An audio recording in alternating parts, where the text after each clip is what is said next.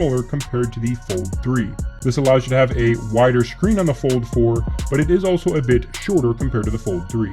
Taking a look at the sides, the button and SIM tray locations are pretty much identical, and flipping over to the back, you can see that the cameras look very similar as well, with the main difference being that the Fold 4 cameras have a larger bezel compared to the Fold 3's cameras. Looking at the hinge gaps, we see almost no difference with the Fold 4 on the right and the Fold 3 on the left. When it comes to opening and closing the devices, the hinge on the Fold 4 actually feels a bit more stiff and not quite as smooth as it does on the Fold 3. And I think part of that is because they have a new hinge technology that they're using here.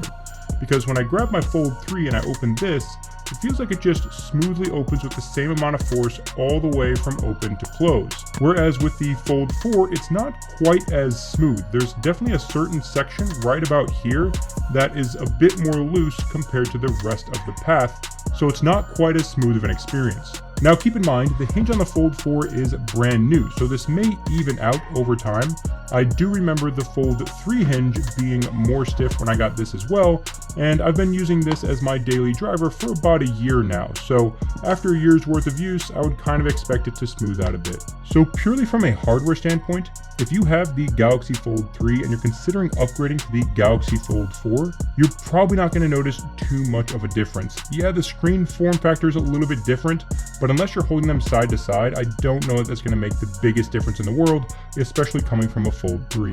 Now, as I get time to actually use the Fold 4 and test things out like its cameras and other features that are available, it may become more easy to recommend the upgrade from the Fold 3 to the Fold 4, but first impressions wise, if you have a Fold 3, you're probably good just saving your money and keeping that. That said, if you have a Fold 2, it may actually be worth the upgrade to the Fold 4 because there are some